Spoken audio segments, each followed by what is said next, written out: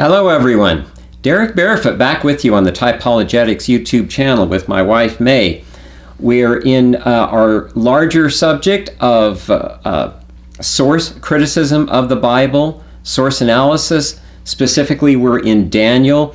We're continuing the focus on sort of the timing of Daniel's writing and what that has to do with sort of the way the book comes together and, what implications that has for the book. So we'll start off with a word of prayer. Father, please give us peace and joy by your Spirit that we can convey to others this day. In Christ's name, amen. Right.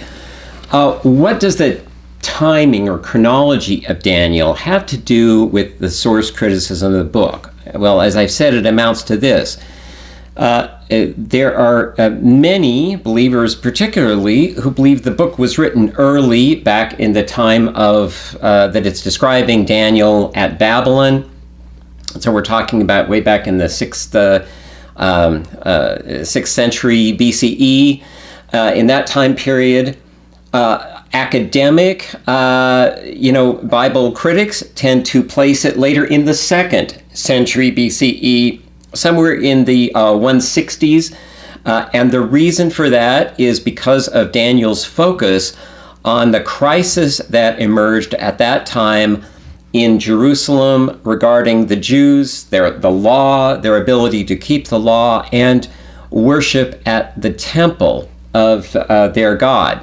All right, so, and the reason that's important is because we've already seen that there are some internal tensions and historical peculiarities, let's put it that way, in Daniel that do make it plausible that it came together from some sources, from maybe oral stories about Daniel and his companions at Babylon, maybe some written sources, but that these sources were brought together at a later time. We've talked about that. And of course, during the 2nd century, that would be quite a while later. But skeptics and a lot of believers have had it drilled into them that if that were the process, if it came together as a later book, then it's a fraud. Its authority is gone. It can't be viewed as inspired. But is that true? I think that is highly open to question. I will make the case that that is not true. That is a complete misconstrual of what we're looking at in Daniel. And in any case, it's important for us to understand why the book seems to point to the 2nd century, the years particularly about 175 or so to 164, that window of time, of why Daniel points to that period so specifically and strongly, and therefore why that makes it a good candidate, along with some other evidence, for the book having been pulled together and composed at that time. So one of the factors is that Greece, there's a focus on the Greek power that we seem to see, and the crisis that unfolded in that time early in the 2nd century BCE had to do with a Greek-Syrian ruler, Antiochus Epiphanes, Antiochus IV, who attacked worship of God, the traditional worship of the Jews, tried to install or enforce worship of the Greek gods on the Jewish people, and to remake the temple into a temple to the Greek gods, especially the Greek god Zeus. That was this crisis, and it grew out of the conquest of Alexander the Great and the creation of a Hellenistic, that is, a Greek culture-dominated world of the ancient Near East, which was only modified with the rise of the Roman power. But the Romans were European cousins of the Greeks. That's why we refer to the Greco-Roman world of the time of Jesus. But I want to go in and just dig a little bit more at the pointers toward this crisis that emerged in the 2nd century. Last time I talked about the fact that we have sort of an arc that extends from the destruction of the temple by Nebuchadnezzar to the attack upon the temple by Antiochus, and Daniel sort of spans this arc. So May's here to read for us. I want to go back into Daniel 8.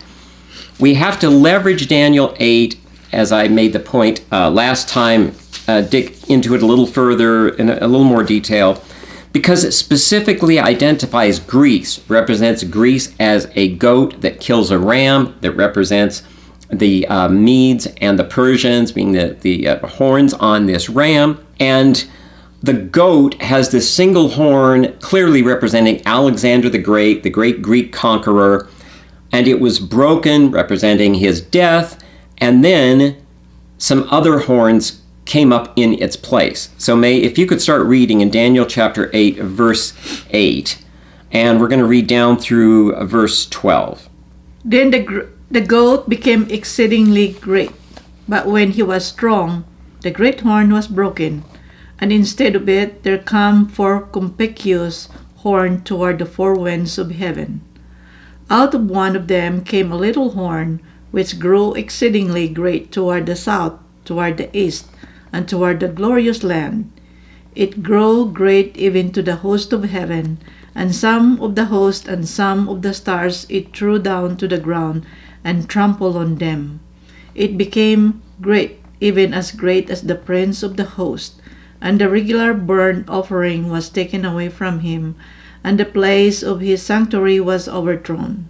And a host will be given over it to it together with the regular burnt offering because of transgression, and it will throw truth to the ground, and it will act the prosper. Okay. Act and prosper, I think it says. Okay. And it will act and prosper, yeah. Right, okay. So this conspicuous horn that grew up, that's because when Alexander the Great died, his kingdom was indeed divided between his four generals. Now, as I made the point before, his kingdom then further fragmented. It didn't result in four stable parts. Okay, but there were the four generals, and out of one of those, Seleucid, came this another horn. That is Antiochus that we're talking about. That is this ruler who tried to remove the worship of God from Israel, basically, and particularly from Judah and Jerusalem. And you'll notice, as May read, it says, it reached the host of the heavens and threw some of the starry host down to earth and trampled on them. There's this theme that over and over emerges of throwing down, trampling, crushing. It goes back to Daniel chapter 2, where the legs of iron were said to crush everything underneath them. And the previous metals that you find way back in Daniel chapter 2, the previous, it's bronze, it's the bronze, midsection of the image and its size. Nothing is said like this to call attention to the highly destructive and aggressive nature of it. Rather, it's the legs of iron with their crushing properties that correspond to this Greek power that we find in 8 that throws everything down, tramples and crushes on it, crushes the people of God, and you'll notice that it says it takes away the daily sacrifice. In other words, it causes a halt to the worship of Yahweh at the temple in Jerusalem in the course of an attack and a sacking of the city of Jerusalem that ruler carried out. And if we would go over later because this is a vision that gets explained, we find kind of a revisiting of it in verse 23. So May, why don't you go ahead and read verses 23 through 25. Some of these verses we read before, but I want to dwell on them a little bit further to make sure we've gotten the point completely. And at the latter end of their kingdom, when the transgressors have reached their limit, a king of bold face, one who understands riddles, shall arise.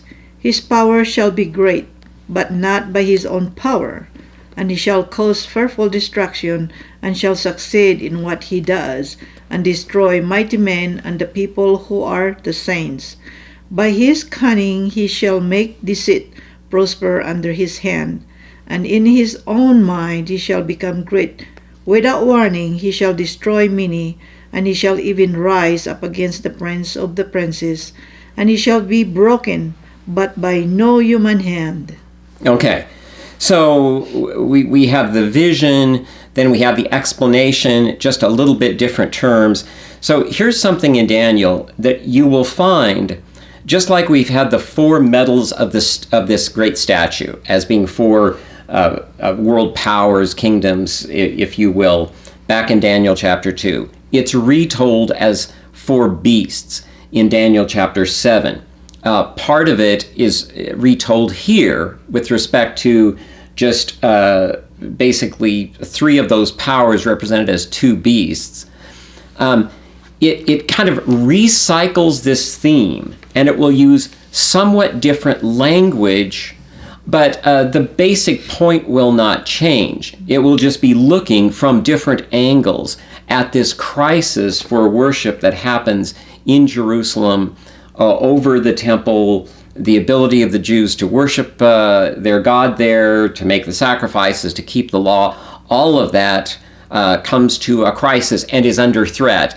And as I made the point last time, all of this is messianic because the temple needed to be operating as the temple of Yahweh for the Messiah to show up there, whereas where he was predicted to arrive at the time when God would turn his attention to his promises and the Messiah would come. That's according to Malachi. We have some other verses also that point in that direction.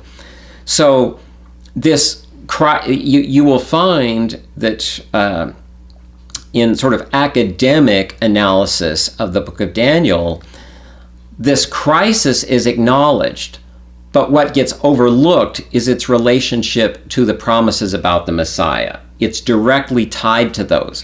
A crisis at the temple is a crisis of the messianic promise, the sending of the Messiah. All right, so that's in Daniel chapter 8, which is definitely about the Greek power. Now, if we turn over to Daniel chapter 10, but we're not going to, the Daniel 10 is basically giving the circumstances of the next vision and explanation. It's really in 11 that we get this last prophecy. It's all part of the same narrative, chapters 10 through 12. But in 11, we get yet another recycled look at this temple crisis that emerges. And this one is kind of gives us excruciating detail about it. So if you look at chapter 11, remember we talked about the fact that the beginning, talking about the various kings that would arise, helps us to identify Cyrus as being temporarily given the identity of Darius the Mede earlier, sort of to pay respects to the prophecies that the Medes would conquer Babylon. So we won't go over all that again. But in verse 4, it says, and this is a revisiting of that horn getting broken, Alexander's death. So May, if you would read verse 4 of chapter 11. And as soon as he has arisen, his kingdom shall be broken and divided toward the four winds of heaven, but not to his posterity, not according to the authority with which he ruled. For his kingdom shall be plucked up and go to others beside this. Okay, so there's just another telling of the death of Alexander. Doesn't explicitly say that he dies, but that his empire is broken out and parceled out toward the four winds of heaven. And just a small note that I'll draw your attention to, where it says here that it won't have the power that he exercised. That was also, if you would look back without, just hold your place there, but if you turn back to Daniel chapter 8, verse 22, we didn't read that verse because there's a lot of material here, but it says that the four kingdoms that would emerge would not have the same power, that is, the same power as Alexander originally. That goes all the way back to Daniel chapter 2, where it says that as the legs of iron become the feet of mixed iron and clay, they would not have the same strength as the legs had. It said they would have some strength and some weakness. There would be a division that would occur in it. All of that is just restating some of this same information and prophecy. Okay, so broken up into these four, then in this prophecy, it suddenly sort of telescopes down onto two powers that it will now call the king of the south and the king of the north. So may just read like the first verse 5. 1 to 5? Or verse 5? No, just verse 5. Then the king of the south shall be strong, but one of his princes shall be stronger than he and shall rule, and his authority shall be a great authority. Okay, so from here through the next, through most of this next long chapter, you get a kind of blow-by-blow account of two of the powers that emerged from the kingdom of Alexander the Great. That is Ptolemaic Egypt. So Egypt was south of Israel, of course, so that's being called the king of the south, is basically the rulers of the Ptolemies. That's another one of Alexander's successors, was Ptolemy. So these Ptolemaic kings of Egypt, which were Greek, so this is, there's Greek rulers of Egypt, and Egypt became very influenced by Greek culture during this process. So the Ptolemaic rulers of Egypt, king of the south, the Syrian Seleucid Greek rulers of Syria are represented as the king of the north. And there's this detailed account of the maneuvering between these powers, different events that occur, how each one tries to get the upper hand over the other one. And you can align these next verses with the history we have from the books of the Maccabees, if you've heard of those 1st and 2nd Maccabees, of the Jewish war that took place because of what happened with this clash of Greek culture and Greek government. And in Josephus, these events can be lined up very closely with the actual events that occurred in the competition between the Seleucids in the north, the Seleucid or Syrian Greeks, and the Egyptian Greeks, the Ptolemies, in the south, pushing up against one another. And of course, Israel is kind of caught between them, as it were. But it is the Syrian Greek powers, the Seleucids, that have the most power over Israel. So if you skip over to, we'll skip a lot of that detail and go to verse 28 of Daniel chapter 11. Okay. And may just read verse 28.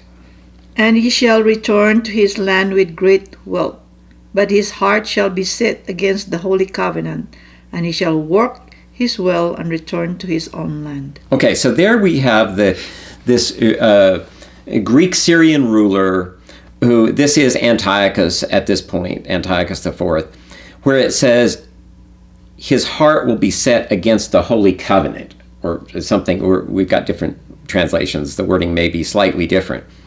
But here is his attitude of wanting to sweep away worship of the God of the Jews of Israel in favor of the Greek gods. And if we skip down to verse 31, may go ahead and read verse 31, please. Okay. Forces from him shall appear and profane the temple and fortress, and shall take away the regular burnt offering, and he shall set up the abomination that makes desolate. Okay. You can go ahead and read verse 32. He shall seduce with flattery those who violate the covenant, but the people who know their God shall stand firm and take action. Okay. Two things about him here. You notice it says that he directly attacks, desecrates the temple fortress. This is an actual attack upon Jerusalem. They will set up the abomination. That was an altar to Zeus. It seems that's our best interpretation. There's sacrilegious activity at the temple, and it says, he will corrupt those who have violated the covenant. Historians debate about the exact details of what happened, but it seems that there was a party or parties or factions of the Jews that did want to accommodate a great deal very aggressively to Greek culture, bring culture in very strongly, maybe even mix worship of the Greek gods with worship of Yahweh, and that Antiochus became allied with them, and they found that he served maybe their political interests. So there's kind of an alliance to compromise or even eliminate the worship of the God of Israel. And that in effect there were two strategies he had. One was simply to attack the city and those who wanted to resist his program, and the other was to seduce those who were sort of leaning his way, to seduce them into fully abandoning their covenant with God. Notice it says he will corrupt those who have violated the covenant, but the people who know their God will firmly resist him. So this abomination that causes desolation, there's no doubt here on the part of any serious commentator that this is talking about Antiochus's attack. He defiled the temple. The temple had to be rededicated. That feast of dedication then became a Jewish holiday, which is the holiday we know as Hanukkah, which is dedication. It's mentioned in the book of John that Jesus was in Jerusalem around the time of the feast of dedication. So there's a reference to it in the New Testament. It's him. It's him. He is the one referred to back in Daniel chapter 8. Here he is again. Now, if we go into the New Testament itself, we find this same term. That is this, it's just a slight paraphrase of it, but this abomination that desolates, or abomination of desolation, as I said, as we said last time in Daniel chapter 8, it's called the transgression of desolation. It's the same idea. But go to Matthew 24, because Jesus refers to it. He clearly it's being referred to. So Matthew chapter 24, verse 15. So when you see the abomination of desolation spoken of the prophet Daniel standing in the holy place, let the reader understand. Okay, Jesus is talking about the signs when Jerusalem will be destroyed, and following that, when his return will happen. And he says, when you see standing in the holy place the abomination that causes desolation, or in the Gospel of Mark, it says standing where it should not, where it ought not, let the reader understand, and then let those who are in Judea flee to the mountains, because Jerusalem's destruction is obviously at hand. So here's the thing. He's referring to something that happened in the past. Okay, it was over and done with. The temple was rededicated. But Jesus places it in the future. And when we go to the Gospel of Luke, we've done this before, we're not going to do it now, but when you go to Luke chapter 21, it's clearly identified as the Roman armies. Okay, the Roman armies are this desolation, this abomination of desolation. And when they destroyed Jerusalem in the year 70, just like Antiochus had set up an altar to Zeus at the temple and made sacrifice to Zeus. The best information is he sacrificed a pig, so he's an unclean animal, even a horrific kind of thing. That's why it's sometimes called the desolation of horrors. Is one translation of it. When Jerusalem was destroyed by Roman armies, the Roman soldiers took their standards representing the Roman gods and the spirit of the Roman emperor. they took those onto the temple grounds and sacrificed to their standards. So in other words, they made offerings to these foreign gods the same way as Antiochus. They defiled the temple in a similar way, also carrying out a destruction of the temple, which Antiochus didn't completely destroy the temple, and the Romans did completely destroy it. But what's going on when Jesus says that what Daniel said was going to happen, and did happen in 70, but yet it happened back in like the year 165, or it was, I don't know, 167 to 165 that this war took place. Jesus is saying the past would recur. Okay, he's talking in types. He's saying that Antiochus would become a type of a power to come. The armies that were first sent into Judea to surround the city were sent by Nero. Now, Nero was not in power when the city was actually destroyed, but he's the one who sent armies in. He's infamously implicated in the book of Revelation, and historically he was a kind of a crazy, aggressive figure. Our best information, it was under his persecution of Christians that both Paul and Peter likely were martyred under Nero. So Nero is kind of an Antiochus-like figure. And Jesus, in speaking this way, this is not the only place that he does this. If you just turn back, and our time's almost up, and maybe we can catch this real quick. Turning in Matthew, goes Matthew back to 17, Matthew chapter 17, the Transfiguration, when the Peter, James, and John saw Jesus in vision speaking with Moses and Elijah. And then in verse 11, after they asked about Elijah coming first, before the Messiah, or at least before the Messianic age would dawn, May, go ahead and please read verses 11 and 12. He answered, Elijah does come, and he will restore all things. But I tell you that Elijah has already come, and they did not recognize him, but did to him whatever they pleased. So also the Son of Man will certainly suffer at their hands. Okay. He says that Elijah had come. Okay.